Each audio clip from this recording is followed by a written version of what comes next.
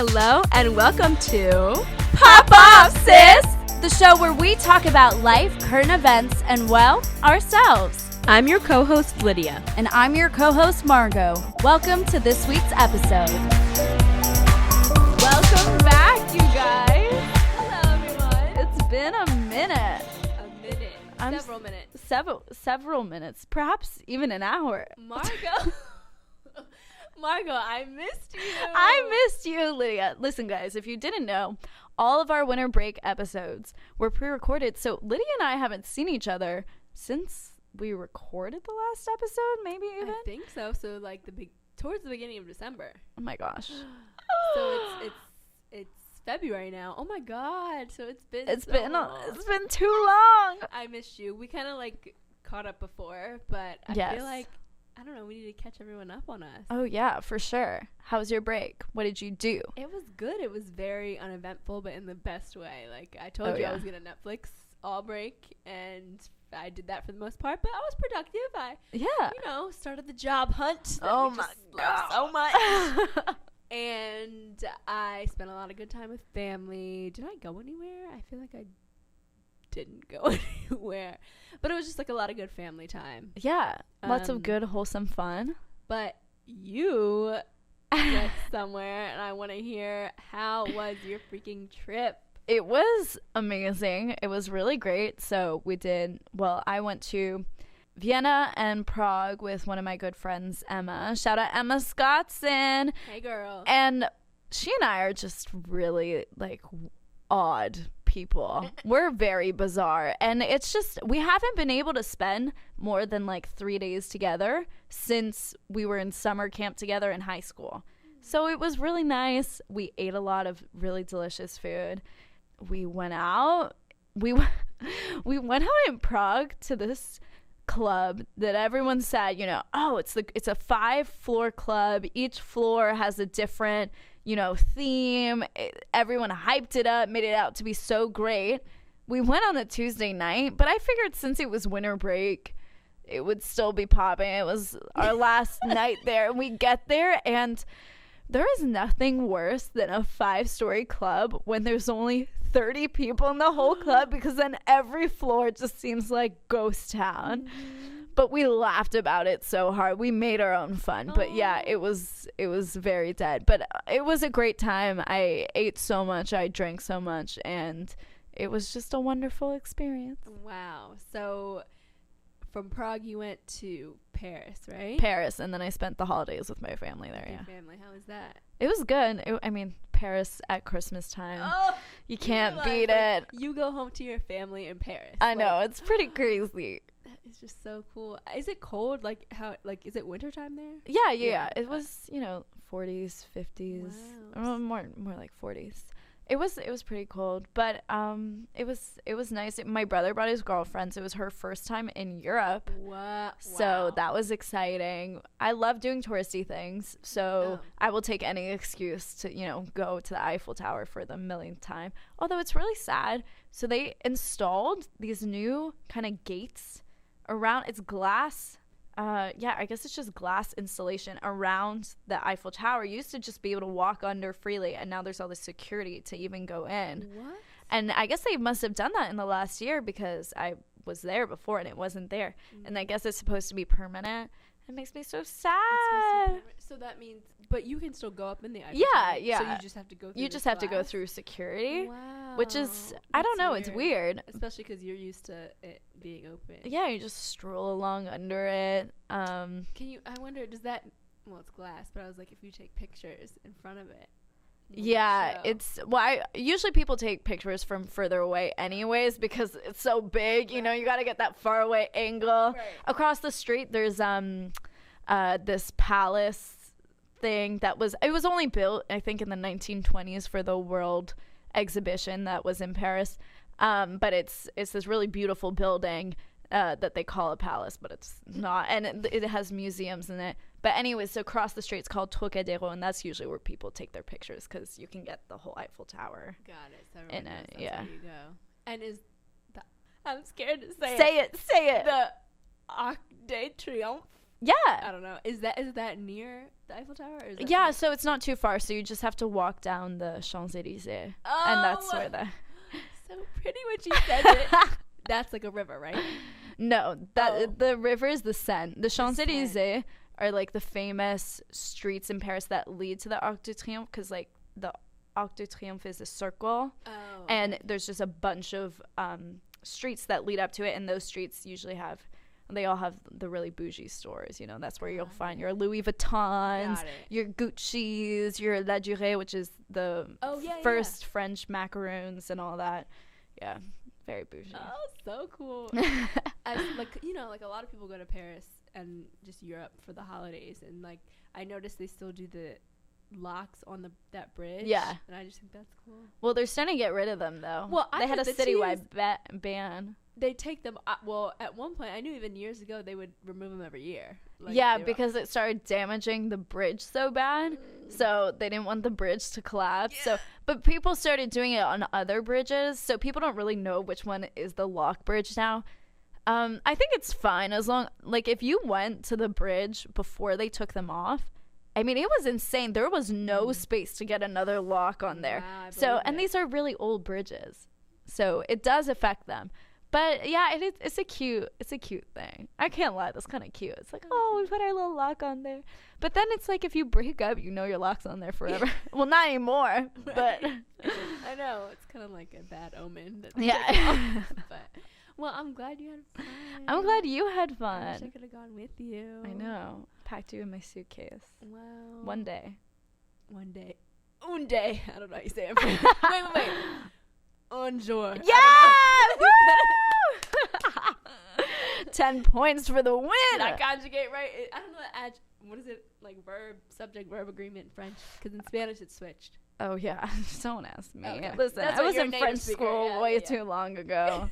I don't remember shit. You should have seen me, like, when I traveled. This isn't going to be in it. But when I traveled abroad in Spain, they had, like, optional, like, English classes. And the girl I stayed with, like, she was honestly the best English speaker out of our group. Yeah. And she took them, like, after school. It was, like, a supplemental thing. Yeah. And I was in there, like, because they were, like, playing a game in English. Yeah. But, you know, Spanish isn't in it. But she would be, like, I think one of the words was, like, nurse. And so they were trying to figure out, like, how to draw it. So they couldn't figure it out. And I was like, I know. And the teacher was literally like, I know you know. Can you not? That was so sad. So what's your rose, Margot? My rose is that literally a couple minutes ago, well, maybe an hour ago now, I got offered a part-time on-campus job. What? Yay! Oh, congratulations. Thank you. Thank you. Yes, maybe I won't be completely broke this semester. We will see, but it's working the costume shop, which is kind of cool. Listen, I did a class in the costume shop last semester, and not gonna lie, I was low-key waiting for them to ask me to work there, and they didn't, and I just kind of accepted the fact that, you know, I'm really not the greatest seamstress. I have a lot of energy. I'm fun to be around, but my sewing skills could be better. I'm just not gifted. It's okay. I can't cut straight, you know. Mm-hmm. You can't change that. I have wobbly hands. I was never meant to be an artiste. I feel like most creative people can't cut straight. Cut fucking sideways. But I still got the job. Yay! So, yes. Oh, my God, that's awesome. And you'll know, I mean, I know how it is having a part-time job. And you're going to notice, like, you know, maybe you can get that extra cup of coffee because you have the change now to spend. I mean, you should save as much as possible. Yeah. Don't. I like your idea, though. Spend whenever I want. No, that's not. I mean, the tips from Lydia and Margot. Right. Spend whenever you want on a minimum wage. But, like, it's just a nice little security blanket. And you're controlling your own funds. So, yeah, I like it. I'm like, oh, maybe I can get some groceries at Whole Foods now. There you go. Mm-hmm. A couple little things here and there. You can get that salmon instead of that frozen chicken dinner. Exactly. Mm-hmm. Mm-hmm. Congratulations. Thank you. What's your rose? My rose is that this past Christmas. Yeah. My siblings and I had like a really creative gift for our parents. Oh, do tell. Well. We were like, we don't want to spend a lot of money, but like, what's something that would be priceless to them? And their reactions are definitely priceless. But basically, you know how most families, like when you're little, you take baby pictures, you know, like with your family. And so the wall in my house, like leading up the steps, is like a lot of our baby pictures. Aww. And so there's one of them. Of course, there's plenty of pictures before I was born. It's just the two of them. I'm like, y'all know life didn't really start till I was born. But there's one really cute picture of me and my siblings, and so our idea was to recreate that picture for like their Christmas gift and do it like a before and after, not before and after, but like a side by side comparison. Yeah. So we did it, and they like loved it, and they were like, oh my God. And literally my brother, he lives in LA, and he came home on Christmas Eve, so we had like one day to get it done and wrapped and copied and all that, and it was great, and it just like made it all worth it. So it was really nice. Wait, that's awesome. Oh my gosh. Wow, you guys, did you already have the outfits, or do you have to go out and find them? I told my brother to bring home a white shirt, and then he has like his closet at home. My mom still has, so like we just use one of my dad's shorts, and I had like khaki shorts and a white shirt. It was really an easy outfit. I had white bands. Wait, this is really cute. So yeah. And like you should have seen my hair. Oh my God. Anyway, so what's your thorn? Okay, my thorn is a bit of a University of Maryland thorn. Okay. Well, specifically my major. Oh. I love my major. A whole thespian. However, a whole ass thespian. However, we have to complete these things called 479s, which is essentially your working crew on or on the technical side on 4 productions at Maryland, which I think makes sense because they're trying to make it so that if you're an actor that you get to try out a little bit, you know, working in the scene shop or working in the costume shop so that you have more skills when you graduate. I think it's super important. Great idea.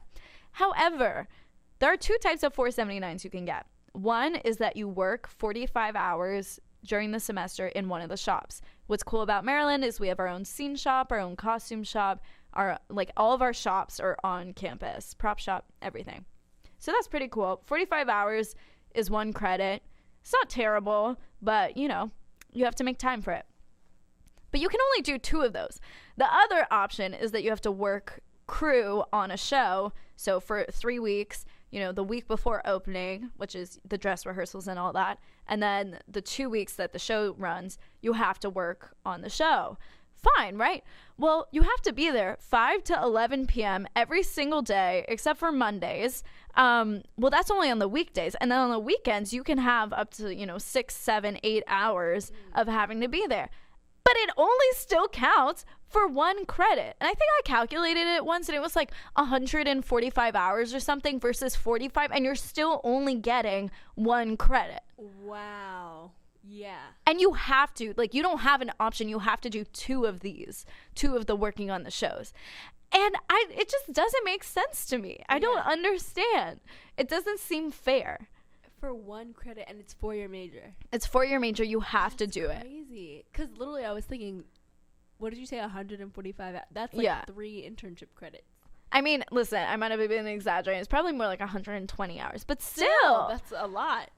And I just I don't know why it's counted the same. Huh. I wonder why. Yeah, I mean, because it takes up so much of your time. Yeah, it takes up so much of your time. I'm surprised more people within the theater department haven't said something about that. Or why, I know. There has to be a reason that they would make all that work worth 1 credit. Right. So, yeah, that's just my crazy credit theater major situation. You know how it be. But what's your thorn, Lydia? Mine is nothing new. It's just that adulting is happening in my life right now, as it is all of ours, but it's just really real. Yeah, I don't really know. There's so much to say that I have nothing to say, just that it's coming. It's coming, and I'm ready, but I'm not, but I am, but I'm not. So yes, it's an exciting, I feel like there's a lot of transitioning about to happen, which is exciting, but also kind of bittersweet. So I'm grappling with that, and I'm glad you're here for this. I'm bittersweet about it too. Actually, I'm just bitter. On that note, let us dive in to our latest and greatest pop culture events. What are we going to talk about first? Let's talk about a little bit of Bachelor. Now, my friends, I hope that you are some Bachelor fanatics the way that I am. I am a huge proponent of the Bachelor franchise. It is cheesy, it is overdone, it is drama, and I love it all. So, I think 3 weeks ago, Peter Weber's season of The Bachelor started. So he was third runner-up on last season, which was Hannah Brown, the pageant girls season. She actually ended up single because the guy she chose ended up just literally going on the show because he was a musician and wanted exposure. Did it work? Well, yeah, because no, what happened is on their first one-on-one, he told Hannah, he said, listen, the reason I signed up for this show in the first place was because I was a musician and I wanted the exposure, but, you know, my feelings have become so real for you and everything. And she was like, I really respect that you told me that. Because, I mean, listen, everybody who's going on this franchise is getting exposure and stuff. I mean, most of them just become Instagram models after this. So, listen, we all know they have other agendas. Right. But she said, you know, oh, thank you so much for telling me that. It made her really trust him. And then she picked him. But after she picked him, all this drama came out saying that he literally had a girlfriend when he left the show who he said that he was, or when he left for the show, that he said he was, you know, just going on this for exposure and that he was coming back for her and all this stuff. And Hannah found out about this through a People magazine article, and all this stuff came out. So then she ended up dumping him. Anyways, there was lots of tea. But Peter was on that season. Guys, please watch The Bachelor. It's just so juicy. It's so juicy. I'm going to do my best. I'm not going to over-explain, you know, what's happening this season, because if you're not watching, you're just going to be like, I don't really care, / who are these people? But I would like to talk about, so Peter, he was a bit of a controversial choice to be The Bachelor because everyone thought he was a little bit boring.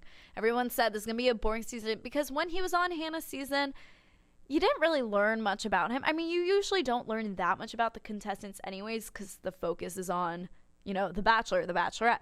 But you didn't learn that much about him. I mean, him and Hannah had, like, some real sexual tension. Ooh. And, you know, there was this whole line about how they fucked in a windmill, like, 4 times. Okay, I've heard this. Yeah. I was like, damn, 4 times in one night. Because at first she said 2, but then she said 4. And I was like, good for them. Oh, and listen, yeah. I think Peter is sexy. Like, I think he's good looking. I just think he's a little bit boring. So the way producers are making up for the highly anticipated boring season is there has been so much drama in the house, and you can just tell it's the producer stirring the pot and telling like one girl something, telling another girl something, and it's too much. It's almost too much. It's not at all really about Peter. It's more about the drama in the house.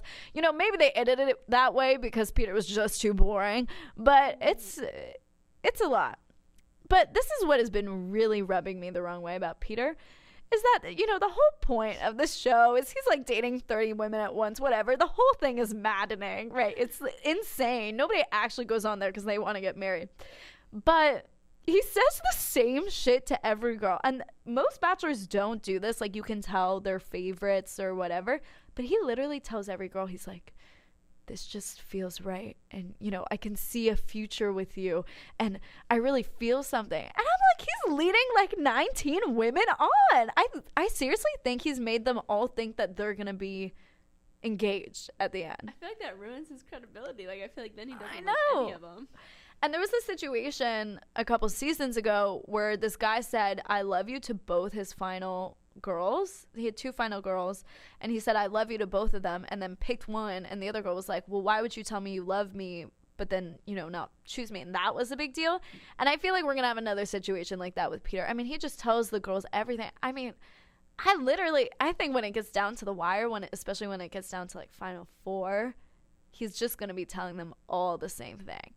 And then my other issue about him is, like, literally you don't learn anything about him. It seems like this man has no personality. Like, literally all you know is that he's a pilot. Peter the pilot. Pilot Pete. Oh, do we see him flying? Yes, like every single episode. I swear that's the only personality he has. Like, oh, I'm a pilot. But you literally don't learn anything about, like, his likes, his dislikes, his hobbies. Like, I think this man wakes up in the morning, puts on his pilot hat, flies a plane, gets laid, and goes to bed. You know, like, pilots and gets laid and goes to bed. You know how pilots talk to you, like, they keep you updated before you take off? He's like on the tarmac, like, ladies and gentlemen, this feels right. This is the one. I feel like we're gonna get, you know, to London safely. It just feels right. Maybe that is it's just something he said. He really feels something when there's some turbulence. I don't know. That's all I have to contribute. I think you're right. Anyways, guys, watch The Bachelor. Let me know your thoughts because Lydia is not keeping up with it. I wish it was one of your shows like Dancing with the Stars. I know. And so many people have told me to watch. I think I'm going to get to that point where I'm just like, okay, fine. I watched like maybe 10 years ago now, like this girl Emily Maynard was on the show. That's the last one I actually watched because I got invested in her story, and like her baby daddy had died in a car crash. Like, oh shit! And she was really sweet. She was on The Bachelor. Yeah, but then she became the Bachelor. Yeah. So if you become it, that means obviously you didn't win. Yeah. But they've been going a little, usually it's like runner-up becomes Bachelor, right. Bachelor. But they've been going a little bit off base. Like, Hannah Brown was 7th runner-up.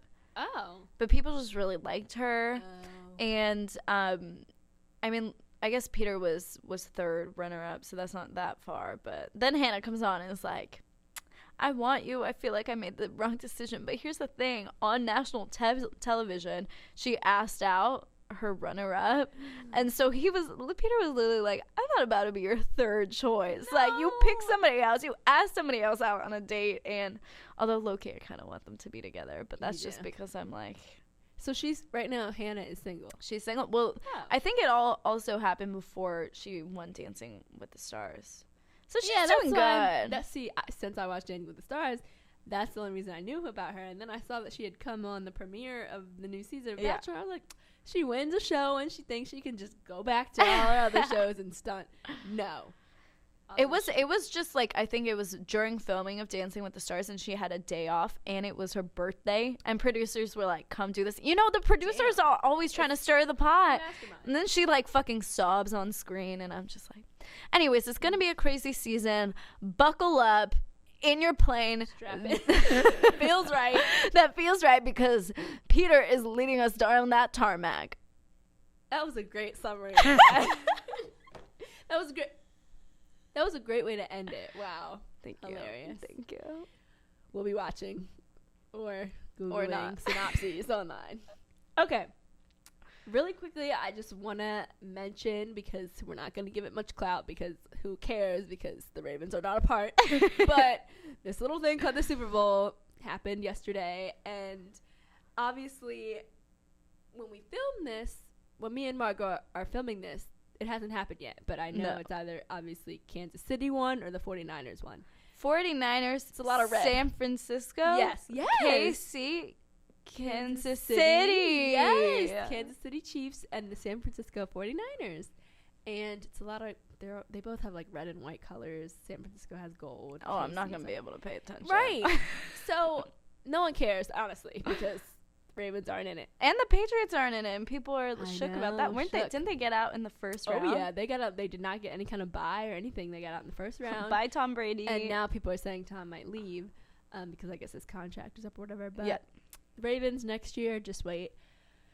But the halftime show, are you going to watch J-Lo and Shakira? Listen, I'm pretty excited, actually. I think, who was it last year? Somebody irrelevant. I don't remember. The last few years really just have run been together. bad. It's like Maroon. I don't remember since Lady Gaga. It was like Maroon 5. Yeah, my faves Travis were Scott. Beyonce, Lady Gaga, and Bruno Mars. I thought Bruno Mars was probably my favorite as much as I love, and I thought Beyonce was phenomenal. Right.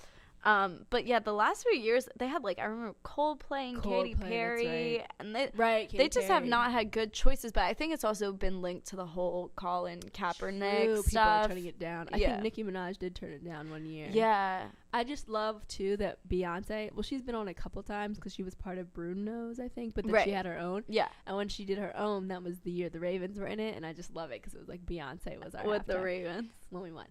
If you couldn't tell. I like the Ravens.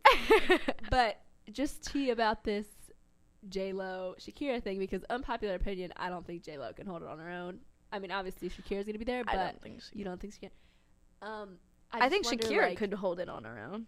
Yes. And I like it because I feel like Shakira's been out of the spotlight for a little bit, so it's like bringing her back. Come back, baby mama. Maybe that's why she's doing it with her, because they don't think J-Lo can do it alone. Well, didn't they have that one song, or was that Beyonce and Shakira? I do think they have a song. Just a beautiful life. My singing for the episode. You got it. You're welcome again. Wait, they are both on that song. Right? What if Beyonce comes out for a third time? But the tea is, I think, unless she turned it down because of Colin Kaepernick, like, remember how Cardi and J-Lo are on that song? Not Money. What? Obviously not Money.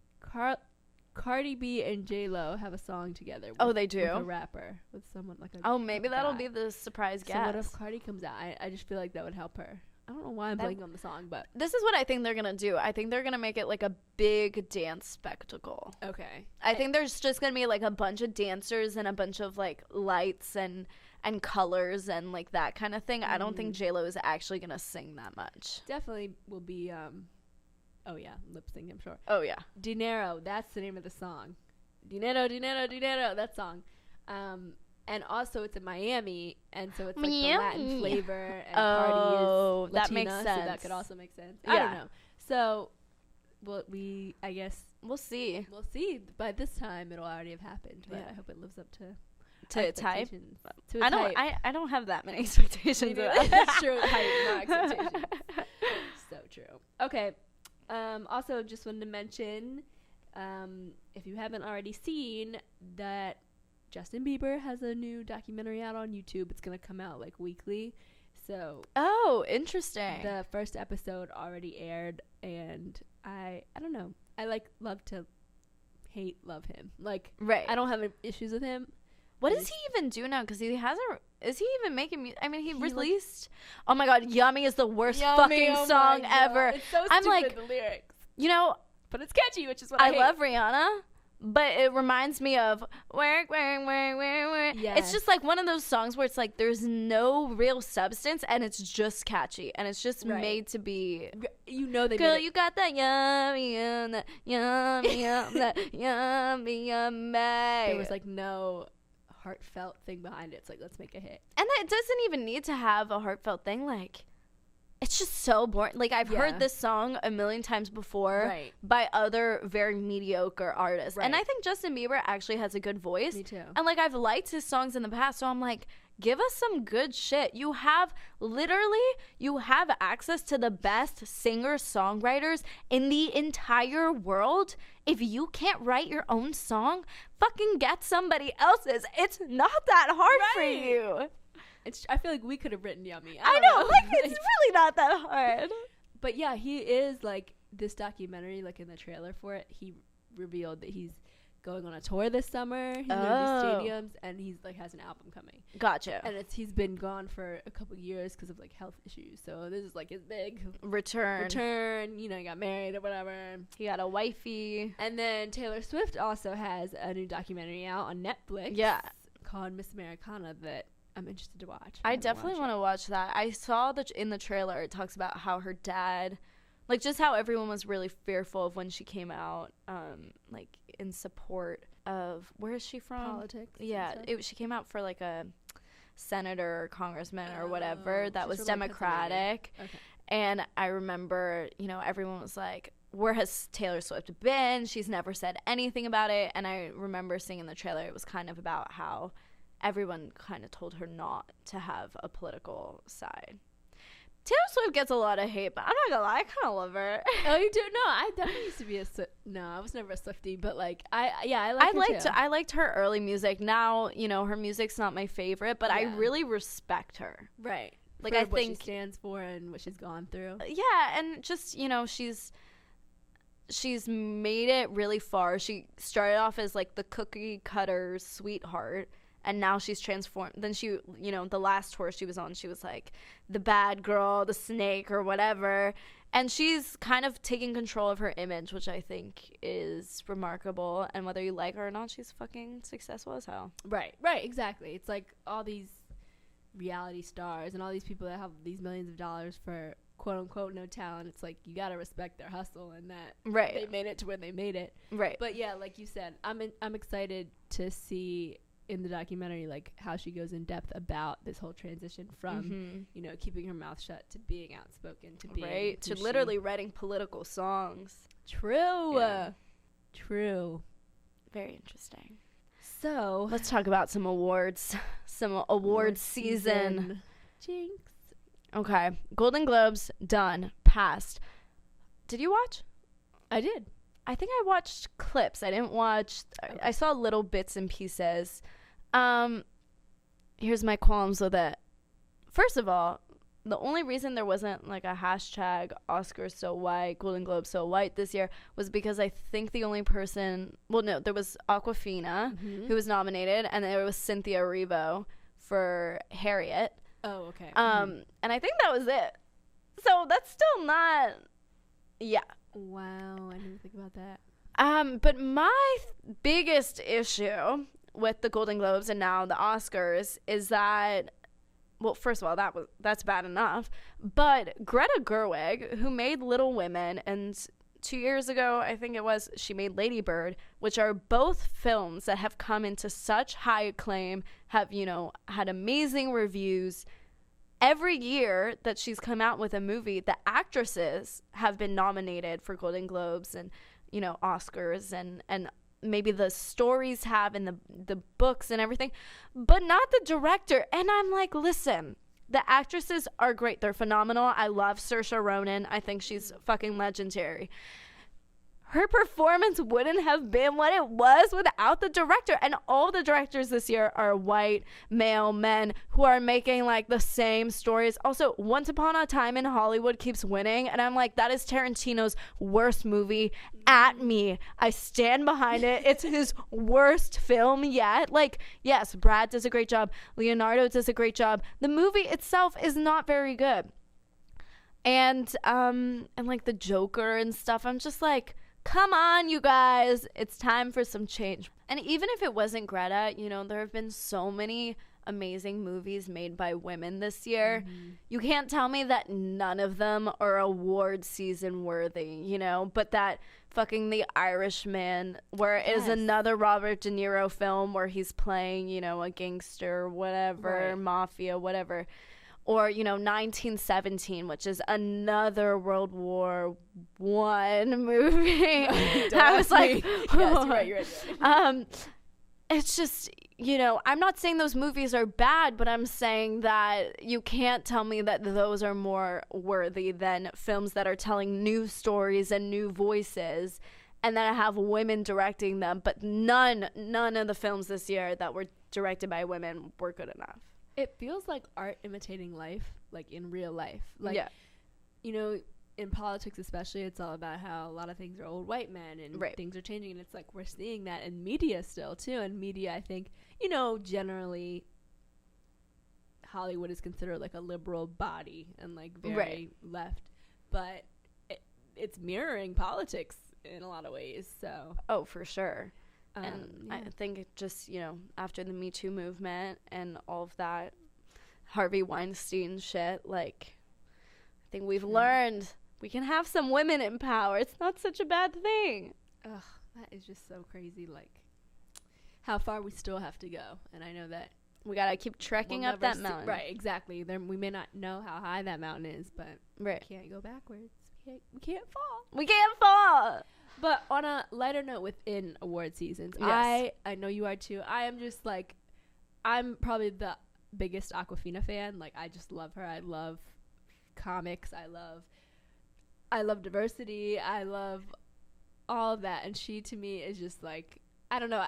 She went from starting like on MTV as this rapper and on Girl Code, which was like a really silly show, and now she literally won a Golden Globe, the first Asian American woman, I think, in that category. I forget what the category was, but she's breaking barriers, she's making history, but she's also just so talented. And so for talented. The movie that she won for was The Farewell, which I saw that she really did a great job in. I've been meaning to see it. I haven't yet. You would really like it. Just the storyline itself is such a relatable and like real, like, to me, I almost feel like there should be an awards category just for like effect or something. I don't know how to explain it, but like the story itself, which I won't summarize here, you guys can Google it, but the story itself is just such a real life issue that I feel like that in itself is just so great. I just love when movies, like, that's why I think I really like the show This Is Us, because like it's very like just real life things. Obviously something being relatable is the best thing it can be. So anyway, I just think Awkwafina is so talented, and I'm so happy that she won that Golden Globe, but she did get snubbed at the Oscars. She was not nominated for anything, which, you know, I'm not going to complain too much because it's a start, and I'm happy that she even got the Golden Globe. She's hilarious. So funny. Yeah. And I would love to see her in a drama role, though. Exactly. Yeah, I'm excited. That's the cool thing is, like, this was totally out of her wheelhouse. Right. And she's, like, thriving in it. Wait, she's the best friend in Crazy Rich Asians, yes. right? I loved her in that role. Everyone said she stole. I think that obviously was her breakout in terms of, like, films. Yeah. But, yeah, she stole that movie. She did. It. Like, I rewatched for her scenes, you know? She first runs on the street. She's like, ah! She's like, hey, bitch. Oh, my God. She had the wig on. Yeah. She's so funny. I don't know. We love Awkwafina. Someone like her, I hope, isn't a diva. Like, I just hope she's, like, I think she is. I feel like she'd be, like, a no bullshit kind of person, but I don't think, like, a diva. Just be kind of, like, don't fuck around. You know what I mean? But who knows? I have no idea. I've never met her. Last thing I want to touch on about award season is that, listen, guys, did J-Lo really need to be nominated for a Golden Globe for Hustlers? This is so bad, but it's like, we're all for women, but not this one. Listen, I love J-Lo, but did we really think Hustlers was award worthy? Did we really think that storyline and that performance was comparable?